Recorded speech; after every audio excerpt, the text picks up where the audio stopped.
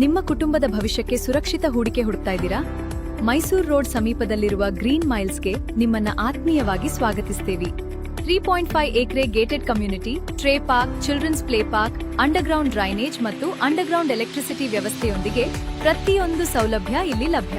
PMRDA approved ಖಾತಾ ಫ್ಲಾಟ್ಗಳು ಕೇವಲ 3,499 ರೂಪಾಯಿ ಪರ್ ಸ್ಕ್ವೇರ್ ಫೀಟ್. ನಿಮ್ಮ ಕನಸಿನ ಜಾಗವನ್ನ ಇಂದೇ ಆಯ್ಕೆ ಮಾಡಿ. ಹೆಚ್ಚಿನ ಮಾಹಿತಿಗಾಗಿ ಸಂಪರ್ಕಿಸಿ ಸಪ್ತಸೂರ್ಯ ರಿಯಾಲಿಟೀಸ್. ಮತದಾರರ ಗಣತಿ ಪೂರ್ಣ. ಒಟ್ಟು ಮತದಾರರು 2,04,717. ಗೈರು 1,455. DK ಸುದರ್ಶನ್. ಅರಸೀಕೆರೆ ಕ್ಷೇತ್ರದಲ್ಲಿ ಮತದಾರರ ನೋಂದಣಿ ಪ್ರಕ್ರಿಯೆ ಪೂರ್ಣಗೊಂಡಿದ್ದು, ಸಹಕಾರ ನೀಡಿದ ಎಲ್ಲ ಮತದಾರರಿಗೂ ಮತದಾರರ ನೋಂದಣಾಧಿಕಾರಿ BK ಸುದರ್ಶನ್ ಹಾಗೂ ಸಹಾಯಕ ನೋಂದಣಾಧಿಕಾರಿ ಮತ್ತು ತಹಶೀಲ್ದಾರ್ ಸಂತೋಷ್ ಕುಮಾರ್ ಅವರುಗಳು ಧನ್ಯವಾದ ಹೇಳಿದರು. ತಹಶೀಲ್ದಾರ್ ಅವರ ಕಾರ್ಯಾಲಯದಲ್ಲಿ ಮಾಧ್ಯಮದವರೊಂದಿಗೆ ಮಾಹಿತಿಯನ್ನು ಹಂಚಿಕೊಂಡ ಅವರುಗಳು ಅರಸೀಕೆರೆ ಕ್ಷೇತ್ರದಲ್ಲಿ 2,04,717 ಮತದಾರರ ನೋಂದಣಿಯಾಗಿದ್ದು, 1,455 ಮತದಾರರು ಗೈರು ಆಗಿರುತ್ತಾರೆ. 8,512 ಮತದಾರರು ಶಾಶ್ವತ ವಲಸೆ ಹೋಗಿದ್ದಾರೆ. 5,063 ಮತದಾರರು ಮರಣ ಹೊಂದಿದ್ದು, 1,262 ಪುನರಾವರ್ತನೆ ಮತದಾರರು ಪತ್ತೆಯಾಗಿದ್ದು, ಅವರುಗಳು ಒಂದು ಕಡೆ ಡಿಲೀಟ್ ಮಾಡಿಸಿಕೊಳ್ಳಲಿದ್ದಾರೆ.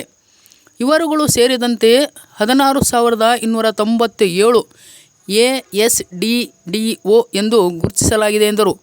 ಯಾರಾದರೂ ಅರ್ಹ ಮತದಾರರು ನೋಂದಾಯಿಸಲು ಇಚ್ಛಿಸಿದಲ್ಲಿ ನಮೂನೆ 6ರೊಂದಿಗೆ ಡಿಕ್ಲರೇಷನ್ ನಮೂನೆಯನ್ನು ನೀಡಿ ನೋಂದಾಯಿಸಿಕೊಳ್ಳಲು ಅವಕಾಶವಿದೆ ಎಂದರು.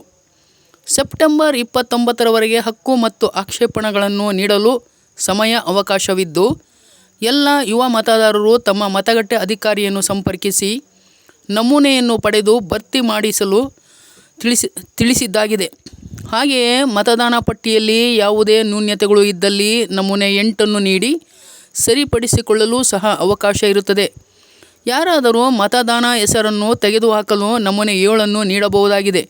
ಇದಲ್ಲದೆ ಎನ್ಯುಮರೇಷನ್ ಫಾರಂ ಅನ್ನು ಸಲ್ಲಿಸುವ ಸಮಯದಲ್ಲಿ 2002ರ ಮತಪಟ್ಟಿಗೆ ಮ್ಯಾಪ್ ಮಾಡಲು ಸಾಧ್ಯವಾಗದ 1,548 ಮತದಾರರು ಹಾಗೂ ಮ್ಯಾಪಿಂಗ್ ಮಾಡಿದರೂ ಕೆಲವು ವ್ಯತ್ಯಾಸವಿರುವ 9,696 ಮತದಾರರಿಗೆ ನೋಟಿಸನ್ನು ನೀಡಲಾಗುವುದು.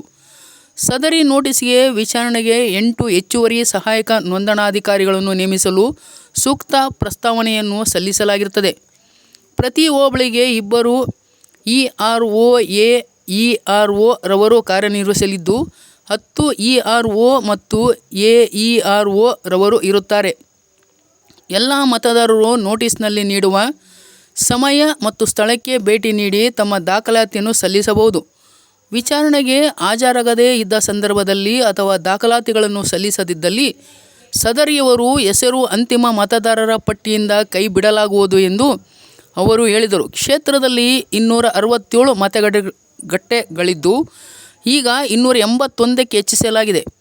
2,240 ಹಿರಿಯ ಮತದಾರರು, 1,891 ಯುವ ಮತದಾರರು ಇದ್ದಾರೆ ಎಂದರು. ವರದಿ HD ಸೀತಾರಾಮು, ಹಿರಿಯ ಪತ್ರಕರ್ತರು, ಅರಸೀಕೆರೆ. ಅಲ್ಲಿ ವಾಸ ಮಾಡಿಕೊಂಡಿದ್ದರು, ಸ್ವಂತ ಮನೆಗಳನ್ನು ಕಟ್ಟಿಕೊಂಡು ಅವರು ಅಲ್ಲೇ ಆ ಒಂದು ಮತದಾರರ ಪಟ್ಟಿಗೆ ಬರಬೇಕು ಅಂತ ಅಂದರೆ ನಮೂನೆ 8 ಕೊಟ್ಟು ಎನ್ರೋಲನ್ನು ಮಾಡಿಕೊಂಡು ಹತ್ತಿರದ BLO, ಆ ಮತಗಟ್ಟೆ BLOಗಳನ್ನು ಸಂಪರ್ಕವನ್ನು ಮಾಡ್ಕೋಬೇಕು. ಮತ್ತು ಆನ್ಲೈನಲ್ಲೂ ಕೂಡ ಅಪ್ಲಿಕೇಶನ್ಸನ್ನು ಹಾಕೋದಕ್ಕೂ ಕೂಡ ಅವಕಾಶಗಳು ಇದೆ. ಹೌದು, ವಾರ್ಡ್ಗಳು ಮತಗಟ್ಟೆಗಳಲ್ಲಿ ಒಂದಲ್ಲಿ 600 ಇದೆ, ಒಂದು 1,200 ಇದೆ. ಈ ಥರ ವೋಟರ್ಸ್ ಇದ್ದಾರೆ. 2,000 ಇದೆ. ಈ ವ್ಯತ್ಯಾಸ ಯಾಕೆ? ಇಲ್ಲ, 1,150 ಬಿಟ್ಟು ಮೇಲೆ ಯಾವುದೂ ಮತಗಟ್ಟೆಗಳಿಲ್ಲ. ಈಗ ಹೇಳಿದ್ನಲ್ಲ, 267 ಮತಗಟ್ಟೆಗಳು ಮುಂಚೆ ಇತ್ತು. ಅದರಲ್ಲಿ 1,150ಕ್ಕಿಂತ ಜಾಸ್ತಿ ಇದನ್ನು ನಾವು ಡಿವೈಡ್ ಮಾಡಿ ಈಗ 1,150 ಮೇಲೆ ಯಾವುದೂ ಇಲ್ಲ. ಈಗ 281 ಮತಗಟ್ಟೆಗಳಾಗಿದೆ. 14 ಮತಗಟ್ಟೆ ಹೆಚ್ಚುವರಿ ಆಗಿದೆ. ಈಗ ಅಲ್ಲಿ ಬರೀ 585 ಓಟು. ಅದು ಇನ್ನೊಂದು ಯಾವುದೋ ಒಂದು ವಾರ್ಡಲ್ಲಿ 2,300 ಓಟು. ಅದೇನು ಅಂದರೆ ಈಗ 1,200ಕ್ಕಿಂತ ಮೇಲೆ ಯಾವುದೂ ಇಲ್ಲ. 1,150 ಹೈಯೆಸ್ಟ್ ಇರೋದು. 1,156 ಹತ್ರ ಇದೆ. 1,200 ಇದ್ದದನ್ನು ಆಕ್ಸಿಲರಿ ಅಂತ ಹೇಳಿ ಇನ್ನೊಂದು ಮಾಡಿದ್ದೀವಿ. 750 ಇನ್ನೊಂದು ಬೂತನ್ನು ಕ್ರಿಯೇಟ್ ಮಾಡಿದ್ದೀವಿ. ಸೊ ಯಾವುದೂ ಕೂಡ ಈಗ ಆಗಿದೆ, ಬೈಫ್ರಿಕೇಟ್ ಆಗಿದೆ ಈಗ ಆಲ್ರೆಡಿ. ಈ ಜಾಫ್ರಿನಲ್ಲಿ ಇತ್ತು, ಮುಜಾವರ್ ಮಾಲಾದಲ್ಲಿ ಇತ್ತು, ಮಾದೇವದಲ್ಲಿ ಇತ್ತು. ಆ ಥರದ್ದು ನಮ್ಮಲ್ಲಿ ಬೂತ್ಗಳನ್ನು ಮಾಡಿದ್ದೀವಿ. ಈಗ ನೀವು ಕೇಳಿದ್ದೀನು ಅಂತಂದರೆ ಒಂದೇ ವಾರ್ಡ್, ಯಾವುದೋ ಒಂದು ವಾರ್ಡಿಗೆ 2000 ಮತದಾರರಿದ್ದಾರೆ, ಅಲ್ಲಿ ಒಂದೇ ಇದು, ಇನ್ನೊಂದು ಕಡೆ ಬರೀ 500 ಇದ್ದಾರೆ, 500ಕ್ಕೆ ಒಂದು ಅಂಕೆ. ಇದು ಏನು ಅಂತ ಅಂದರೆ ಅದು ವಾರ್ಡ್ ಡಿಲಿಮಿಟೇಷನ್ಸ್ಗಳು. ಆ ವಾರ್ಡಲ್ಲಿ ಆ ನಗರಸಭೆ ವಾರ್ಡ್ಗಳ ಪ್ರಕಾರವಾಗಿ ಚೆಕ್ ಬಂದಿ ಇರುತ್ತೆ. ಆ ಚೆಕ್ ಬಂದಿಗಳಿದ್ದಾಗ ಆ ಚೆಕ್ ಬಂದಿ ಒಳಗಡೆ ಎಷ್ಟು ಜನ ಸೇರ್ಕೊಳ್ತಾರೆ ಅದನ್ನು ಒಂದು ವಾರ್ಡ್ ಅಂತೇಳಿ ಕರಿತೀವಿ ನಾವು. ಅಲ್ಲಿ ಏನಾದ್ರೂ ಕೂಡ ಪಾಪ್ಯುಲೇಷನ್ ಮೇಲೆ ಡಿಪೆಂಡ್ ಆಗುತ್ತೆ ಅದು, ನಾಟ್ ವೋಟರ್ಸ್. ಅಲ್ಲಿ ಏನಾದ್ರು 3000 ಇದೆ ಅಂತ ಅಂದ್ಕೊಳ್ಳಿ, 3000 ಇದ್ದರೆ 3 ಬೂತ್ ಕ್ರಿಯೇಟ್ ಮಾಡ್ತೀವಿ. ಅವಾಗ ಏನು ಮಾಡ್ತೀವಿ, ಈಗ ನಾವು ಮಾಡ್ತಕ್ಕಂಥದ್ದು ವಿಧಾನಸಭಾ ಕ್ಷೇತ್ರದ ಮತದಾರರ ಪಟ್ಟಿ ಮತ್ತೆ ಲೋಕಸಭಾ ಕ್ಷೇತ್ರ ಮತದಾರರ ಪಟ್ಟಿಗಳು. ಇದನ್ನ ಅವಾಗ ಬಂದಾಗ ನಾವು ಗ್ರಾಮ ಪಂಚಾಯತಿ ಸಪ್ರೇಟ್ ಪಟ್ಟಿ ಮಾಡ್ತೀವಿ, ZPTP ಸಪ್ರೇಟ್ ಪಟ್ಟಿ ಮಾಡ್ತೀವಿ, ನಗರಸಭೆಗೆ ಸಪ್ರೇಟ್ ಪಟ್ಟಿ ಮಾಡ್ತೀವಿ. ಅದಕ್ಕೆ ನೋಡಿ ನಾವು ಬೋರ್ಡ್ ಬಂದಿರ್ತೀವಿ, ವಿಧಾನಸಭಾ ಕ್ಷೇತ್ರದ ಸಂಖ್ಯೆ, ಅದರಲ್ಲಿ ಯಾವ ಚುನಾವಣೆ ಅದರದ್ದು ಮತದಾರ ಕೇಂದ್ರದ ಸಂಖ್ಯೆ ಅವರು ಬೇರೆ ಬೇರೆ ಆಗುತ್ತೆ. ಈ 1200 ಯಾವುದೂ ಇಲ್ಲ. 1000 ಚಿಲ್ಲರೆ 600 ಇದೆ, ಅದು ವೇರಿಯೇಷನ್ ಇದೆ. ಒಂದು 600 ಚಿಲ್ಲರೆ ಇದೆ, ಒಂದು 1200 ಇದೆ ವೋಟರ್. ಯಾವುದೂ ಇಲ್ಲ, ಯಾವುದೂ ಇಲ್ಲ. ಈಗ ಚೇಂಜ್ ಮಾಡಿದ್ವಿ, ಎರಡೆರಡು ಮಾಡಿದ್ದೀವಿ. ಹಾಂ, ನೀವು ಕೇಳ್ತಿರೋದು ನಗರಸಭೆ ವಾರ್ಡ್ಗಳಲ್ಲಿ ಒಂದು ವಾರ್ಡಲ್ಲಿ 2000 ಜನಸಂಖ್ಯೆ ಇದೆ, ಇನ್ನೊಂದು ವಾರ್ಡಲ್ಲಿ 500 ಜನಸಂಖ್ಯೆ ಇದೆ, ಇದು ಇಂಬ್ಯಾಲೆನ್ಸ್ ಆಯಿತು ಅಂತ ಕೇಳ್ತಿದ್ದೀರಿ. ಸೊ ಅದನ್ನು ವಾರ್ಡು, ನಮ್ಮ ನಗರಸಭೆ ವಾರ್ಡ್ಗಳಾಯ್ತಲ್ಲ, ವಾರ್ಡ್ಗಳಾದಂಥ ಸಂದರ್ಭದಲ್ಲಿ ಅದೊಂದು ಬೌಂಡ್ರಿ ಚೆಕ್ ಬಂದಿನ ಹಾಕ್ಕೊಟ್ಟಿದ್ದಾರೆ. ಆ ಚೆಕ್ ಬಂದಿ ಒಳಗಡೆ ವಾಸ ಮಾಡ್ತಕ್ಕಂಥ ಜನಸಂಖ್ಯೆ ಡಿಫ್ರೆನ್ಸ್ ಇರ್ಬೋದು. ಏನಾಗುತ್ತೆ, ಈಗ ಹೊಸ ಲೇಔಟ್ ಬಂದ್ಬಿಡುತ್ತೆ, ಅಲ್ಲಿ ಅಪಾರ್ಟ್ಮೆಂಟ್ಗಳು ಬಂದ್ಬಿಡುತ್ತೆ ಒಂದೇ ಸಲ. ಆ ಅಪಾರ್ಟ್ಮೆಂಟ್ಗಳು ಬಂದಾಗ ಅಲ್ಲೇ ಒಂದು 500 ಮನೆ ಬರ್ತಿದೆ, 500 ಮನೆ ಇಂಟು 4 ಜನ, 2000 ಜನಸಂಖ್ಯೆ ಜಾಸ್ತಿ ಆಗುತ್ತೆ. ಅದು ವೇರಿಯೇಷನ್ಸ್ಗಳಾಗುತ್ತೆ. ಅಲ್ಲಿ ಅವಾಗ ಜಾಸ್ತಿ ಮಾಡಲ್ಲ. SIR ಅಲ್ಲಿ ಮೊದಲನೇ ಭಾಗ ಕಂಪ್ಲೀಟ್ ಆಗಿದೆ. ಎನ್ಯುಮರೇಷನ್ ಫಾರ್ಮ್ನ ಏನು ಡಿಜಿಟೈಸ್ ಮಾಡೋದಿತ್ತು ಅದನ್ನು ಕಂಪ್ಲೀಟ್ ಮಾಡಿದ್ದೀವಿ. ಈಗ ಟೋಟಲ್ 2,04,717 ಜನನ ಎನ್ಯುಮರೇಷನ್ ಫಾರ್ಮ್ ಡಿಜಿಟೈಸ್ ಆಗಿದೆ.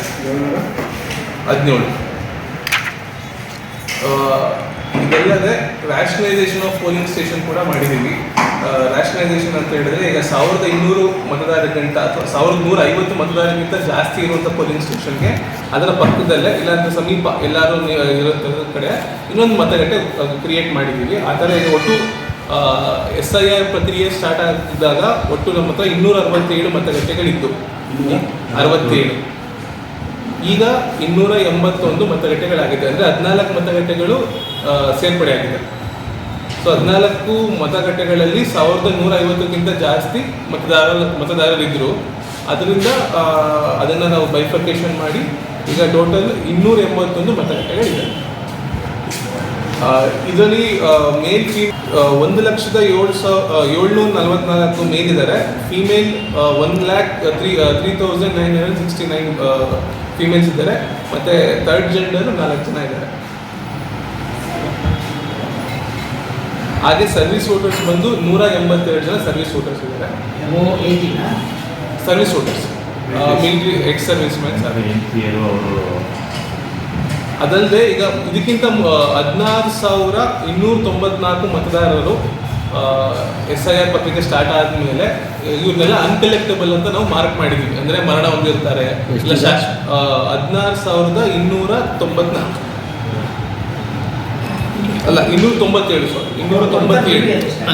ಅದು ಡಿಲೀಟ್ ಆದಾಗ ಅಲ್ಲ, ಡಿಲೀಟ್ ಆದಾಗ ಅಷ್ಟು. ಹೌದು. ಅಷ್ಟು ಜನರು ಈಗ ಈ ಮತದಾರರ ಪಟ್ಟಿನ ಕೈ ಬಿಟ್ಟು ಇವತ್ತು ನಾವು 2,04,717 ಜನ ಏನು ಡ್ರಾಫ್ಟ್ ಲಿಸ್ಟ್ ಇದೆ ಅದನ್ನು ಪ್ರಚುರಪಡಿಸಿದ್ದೀವಿ. ನಮ್ಮ ಆಫೀಸಲ್ಲಿ ಪ್ರಚುರಪಡಿಸಿದ್ದೀವಿ. ಮತ್ತು ಎಲ್ಲ BLOಗಳಿಗೂ ಅವರವರ ಮತಗಟ್ಟೆಗಳ ಪ್ರತಿಯನ್ನು ಕೊಟ್ಟಿದ್ದೀವಿ. ಅವರು ಅವರ ಸಂಬಂಧಪಟ್ಟ ಮತಗಟ್ಟೆಗಳಲ್ಲಿ ಅದನ್ನು ಪ್ರಚುರಪಡಿಸ್ತಾರೆ. ಅಥವಾ ಯಾರು ಬಂದು ಅವ್ರಿಗೆ ಕೇಳಿದ್ರೆ ಅದರ ಬಗ್ಗೆ ಅಂಕಿಅಂಶಗಳನ್ನ ಅವ್ರು ಹೇಳ್ತಾರೆ. ಅವ್ರದ್ದು ಮತಗಟ್ಟೆ ಇರೋದು ಮಾಹಿತಿನ ನಮ್ಮದು ಏನಿದೆ ವಿಧಾನಸಭಾ ಕ್ಷೇತ್ರದ್ದು ನಮ್ಮಲ್ಲಿ ಅವೈಲಬಲ್ ಇದೆ, ಯಾರು ಬೇಕಾದ್ರೂ ಬಂದು ನೋಡ್ಬೋದು. ಅದನ್ನು ಪ್ರಚುರಪಡಿಸಿದ್ದೀವಿ ಅನ್ನೋದಕ್ಕೂ ನಾವು ನೋಟಿಸ್ ಬೋರ್ಡಲ್ಲಿ ಹೌದು ಎಲೆಕ್ಷನ್ ಸೆಕ್ಷನ್ ಯಾವ ಡೇಟಿಂದ ಯಾವ ಡೇಟ್ವರೆಗೂ ನೋಡಿಸಬೇಕು.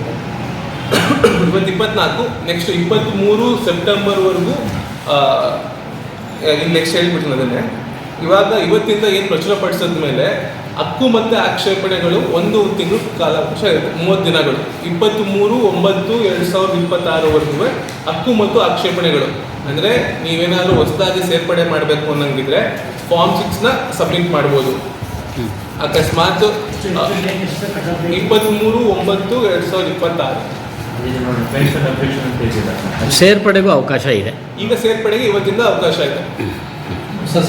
ಹೊಸ ಸೇರ್ಪಡೆಗೆ ಅಕಸ್ಮಾತ್ ಕೈ ಬಿಟ್ಟರು ಯಾರಾದರೂ ಇಲ್ಲ ನಂದು ಇತ್ತು ಅಂತ ಏನಾದ್ರು ಅವ್ರದ್ದು ಡಾಕ್ಯುಮೆಂಟ್ಸ್ ಕೊಡ್ತೀನಿ ಅನ್ನಂಗಿದ್ರೆ ಅವ್ರದ್ದು. ಸೊ ಎರಡೂ ಅವಕಾಶ ಇದೆ. ಅಕಸ್ಮಾತ್ ಸ್ಥಳಾಂತರಗೊಂಡಿರೋರು ನಾವು ಇಲ್ಲಿಗೆ ಬರಬೇಕು ಅನ್ನೋದು, ಇಲ್ಲ ಇಲ್ಲಿಂದ ಬೇರೆ ಕಡೆ ಸ್ಥಳಾಂತರ ಆಗಬೇಕು ಅನ್ನೋದು ಅವ್ರಿಗೆ ಫಾರ್ಮ್ 8 ಪ್ರಕಾರ ಕೊಡ್ಬೋದು. ಅಕಸ್ಮಾತ್ ಹೆಸರು ತೆಗಿಬೇಕು ಅನ್ನೋರ್ದು ಫಾರ್ಮ್ 7 ಕೊಡ್ಬೋದು. ಸೊ ಇವತ್ತಿಂದ 1 ತಿಂಗಳುಗಳ ಕಾಲ ಹಕ್ಕು ಮತ್ತು ಆಕ್ಷೇಪಣೆಗಳಿಗೆ ಸಮಯ ಇರುತ್ತೆ. ಮತ್ತು ಅತಿ ಹೆಚ್ಚು ಯುವ ಮತದಾರರು ಏನಿದ್ದಾರೆ ಅವರೆಲ್ಲರೂ ಬಂದು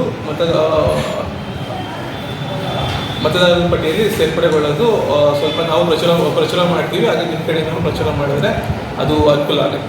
ಕೈ ಬಿಟ್ಟಿರೋ ಸೇರ್ಪಡೆಗೆ ಏನು ಕೊಡಬೇಕಾಗುತ್ತೆ? ಫಾರ್ಮ್ 6 ಕೊಡಬೇಕು. ಹಾಂ, ನಮೂನೆ 6 ಏನಿದೆ, ನಮೂನೆ 6 ಅದ್ರ ಜೊತೆಗೆ ಒಂದು ಡಿಕ್ಲರೇಷನ್ ಇದೆ. ಎರಡೂ ಕೊಡಬೇಕು ಈ ಸಲ.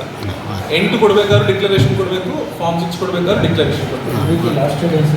ಎಲ್ಲ 23 ಅಂದರೆ ಫಾರ್ಮ್ 6 ಹೊಸ ಸೇರ್ಪಡೆಗೆ ಕಂಟಿನ್ಯೂಸ್ ನಡೀತಾನೆ ಇರುತ್ತೆ. ಇಲ್ಲಿ ಹಕ್ಕು ಮತ್ತು ಆಕ್ಷೇಪಣೆ ಕೈ ಬಿಟ್ಟು ಹೋಗಿರೋ ಏನಾರು ಇದ್ರೆ ಇವುಗಳನ್ನು ಫೈನಲ್ ರೋಡಲ್ಲಿ ಬರುತ್ತೆ. 18 years ಕಂಪ್ಲೀಟ್ ಆದವ್ರು ಆವಾಗಲೇ ಮಾಡ್ಕೊಳ್ತಾರೆ. ಕಂಟಿನ್ಯೂಸ್ ಪ್ರೊಸೆಸ್ ನಡೀತಾನೆ ಇರುತ್ತೆ. ಹಾಂ. ಇದು ಅವರ ಅರ್ಹತಾ ದಿನಾಂಕ ಬಂದು ಅಕ್ಟೋಬರ್ 1ನೇ ತಾರೀಕಿಗೆ 18 ವರ್ಷ ಪೂರ್ಣಗೊಳ್ಳೋರು ಯಾರಿದ್ದಾರೆ ಅವರುಗಳು ಹೇಳ್ಕೊಬೋದು. ಯುವ ಮತದಾರರ ಹೆಸರು 1891. PWD ಬಂದು ಅಂದರೆ 1891. PWD ಅಂದರೆ ವಿಶೇಷ ಚೇತನ, ಕಿವಿ, ಕಣ್ಣು, ಮೂಗು, ಕೈ, ಕಾಲು. ಎಷ್ಟು ಸರ್? 3131. ನಮಗೊಂದು ಪ್ರಶ್ನೆ, 3131 ವಿಶೇಷ ಅನುದಾನ ನಿಮ್ಮದು ಇಷ್ಟನ್ನು ಸೌಲಭ್ಯ ಪಡಿತಾರೆ. ಇದರಿಂದ ಏನಾಗಿರುತ್ತೆ, ಎಬೋ 40% ಸೌಲಭ್ಯ ಪಡ್ತಿರ್ತಾರೆ. ಇದಕ್ಕೆ ಸ್ವಲ್ಪ ಕೂಡ ಇದನ್ನು ಕೂಡ ಇರ್ತಾರೆ. ಪರ್ಸೆಂಟೇಜ್ ಅಂಶ ಇದೆಲ್ಲ ಎಬೌಟ್ ಇದೆಯಾ? ಸೀನಿಯರ್ ಸಿಟಿಸನ್ಸ್ 2240 ಜನ ಇದ್ದಾರೆ. ಸೀನಿಯರ್ ಸಿಟಿಸನ್ಸ್ 2240 ವಯಸ್ಸು 60 years ಮೇಲೆ. ಇದ್ರ ಜೊತೆಗೇನೆ ಈಗ ಫಾರ್ಮ್ SIR ಫಾರ್ಮ್ನ ಸಬ್ಮಿಟ್ ಮಾಡಿದ್ರು. ಸಬ್ಮಿಟ್ ಮಾಡೋ ಟೈಮಲ್ಲಿ ಕೆಲವರು ಏನಾಯಿತು, 2002 ಮಾಹಿತಿ ಸಿಕ್ಕಿಲ್ಲ, ಅವ್ರಿಗೆ ಮ್ಯಾಪ್ ಮಾಡ್ಲಿಕ್ಕೆ ಆಗಲಿಲ್ಲ. ಅಂಥವ್ರು ನಮ್ಮಲ್ಲಿ 1585 ಜನ ಇದ್ದಾರೆ. No mapping 1585. ಇದು ಇಂಪಾರ್ಟೆಂಟು. ಎಷ್ಟು? 1585. ಎಲ್ಲರೂ ಕೂಡ SIR 85. ಹಾಂ, 85. ಇದು ಉಪಯೋಗದ ಅಲ್ಲದೆ ಮುಖ್ಯವಾಗಿ ಇಂಪಾರ್ಟೆಂಟ್ ಇದು. SIR ಅಲ್ಲಿ ಮಾಡೋ ಸಂದರ್ಭದಲ್ಲಿ ಬಿಟ್ಟು ಹೋಯ್ತು ನೋಟಿಸ್ ಕೊಡ್ತಾರೆ ಅನ್ಕೊಂಡೆಲ್ಲ ಎದುರ್ಕೊಳ್ತಿದ್ರಲ್ಲ, ಅದು ಅಂದರೆ ಅವರು ತಂದೆ ತಾಯಿಗಳು ಅಜ್ಜ ಅಜ್ಜಿಯರು ಲಿಂಕ್ ಸಿಕ್ಕಿಲ್ಲ ಅವರಿಗೆ. 2002ನೇ ಇಸ್ವಿಯಲ್ಲಿ ಎಲ್ಲಿದ್ವಿ ಅಂತಂದರೆ ಲಿಂಕ್ ಸಿಕ್ಕಿಲ್ಲ. ಅವ್ರದ್ದು ನೋ ಮ್ಯಾಪಿಂಗ್ ಅಂತೇಳಿ ಮ್ಯಾಪಿಂಗ್ ಆಗಿದೆ. 1500 ಮೆಂಬರ್ಸ್ ಇದ್ದಾರೆ ಅವರುಗಳಿಗೆ ನಾವೀಗ ERO ಮುಖಾಂತರವಾಗಿ ನೋಟಿಸನ್ನು ಕೊಡ್ತೀವಿ. BLOಗಳು ಮನೆಗೆ ಬಾಗಿಲು ಬಂದು ಕೊಡ್ತಾರೆ. ಅದನ್ನು ಅವರುಗಳು ದಾಖಲಾತಿಗಳನ್ನು ಕೊಡಬೇಕು. ಚುನಾವಣಾ ಆಯೋಗ ಏನು ನಿಗದಿಪಡಿಸಿರ್ತಕ್ಕಂಥ ದಾಖಲಾತಿಗಳಿದೆಯಲ್ಲ, ಆ ದಾಖಲಾತಿಗಳನ್ನು ಒಂದು ಕೊಟ್ಟು ಇದನ್ನು ಮಾಡಬೇಕು ಸರ್. ಮತ್ತೆ ಒಂದು ಪ್ರಶ್ನೆ, ಈಗ 2002ರಲ್ಲಿ ಸ್ಪೆಲ್ಲಿಂಗ್ ಮಿಸ್ಟೇಕ್ಸ್ ಇರ್ಬೋದು ಅಲ್ಲಿ, ಮತ್ತೆ ಇಲ್ಲ ಅವ್ರ ತಂದೆ ಹೆಸರು ಚೇಂಜಸ್ ಆಗಿರುತ್ತೆ ಒಬ್ಬರ ವ್ಯಕ್ತಿಗೆ. ಅಂಥದ್ದನ್ನ ಫೈಂಡ್ ಔಟ್ ಮಾಡಿ ಎಲೆಕ್ಷನ್ ಕಮಿಷನ್ ಇಂದಾನೆ ಡೈರೆಕ್ಟಾಗಿ ಅನಾಮಲಿ ಅಂತ ಬರುತ್ತೆ. ಅನಾಮಲಿ ಲಿಸ್ಟ್ ಅಂತ ಅದು 1696 ಇದೆ. 11,000 ಸಮಥಿಂಗ್ ಆಗುತ್ತೆ. ಇಷ್ಟು ಜನಕ್ಕೂ ಈಗ ನೋಟಿಸ್ ಇಶ್ಯೂ ಮಾಡ್ತೀವಿ. ನೆಕ್ಸ್ಟ್ ವೀಕಿಂದ ನೋಟಿಸ್ ಕೊಡೋದು. ಈ ವೀಕಿಂದ ನೋಟಿಸ್ ಹೋಗುತ್ತೆ, ನೆಕ್ಸ್ಟ್ ವೀಕಿಂದ ಹಿಯರಿಂಗ್ ಆಗುತ್ತೆ. ಈಗ ನಾವಿದ್ದೀನಿ, ERO ಇದ್ದೀನಿ, AERO ತಹಸೀಲ್ದಾರ್ ಇದ್ದಾರೆ. ಅವ್ರ ಜೊತೆಗೇನೆ ಹೆಚ್ಚುವರಿಯಾಗಿ ಇನ್ನೂ 8 ಜನ AEROಗಳನ್ನ ಅಪಾಯಿಂಟ್ ಮಾಡ್ಕೊಳ್ಳೋಕ್ಕೆ ನಾವು ಪ್ರಸ್ತಾವನೆ ಸಲ್ಲಿಸಿದ್ದೀವಿ. ಟೋಟಲ್ 10 ಜನ ERO ಮತ್ತು ಸೇರಿಸಿ 10 ಜನ ERO AERO ಆಗ್ತಾರೆ. ಒಂದೊಂದು ಹೋಬಳಿಗೆ ಇಬ್ಬಿಬ್ರು AEROಗಳು ಇರ್ತಾರೆ, ಮತ್ತು ನಗರಸಭೆಗೆ ಇಬ್ಬರು. ಟೋಟಲ್ 10 ಜನ ERO ಮತ್ತು AEROಗಳು ಇರ್ತಾರೆ. ಇವಾಗ ನಾವು ಯಾರು 2 ಕೆಟಗರಿ ಹೇಳಿದ್ವಲ್ಲ, ಒಂದು ಡಿಸ್ಕ್ರಿಪೆನ್ಸಿ ನ್ಯೂನತೆ ಏನಿದೆ ಅದರದ್ದೊಂದು, ಮತ್ತು ನೋ ಮ್ಯಾಪಿಂಗ್, ಅವರಿಬ್ಬರಿಗೂ ನೋಟಿಸ್ಗಳು ಹೋಗುತ್ತೆ. ಅದನ್ನು ನೋಟಿಸ್ನ BLO ತೊಗೊಂಡೋಗಿ ಕೊಡ್ತಾರೆ.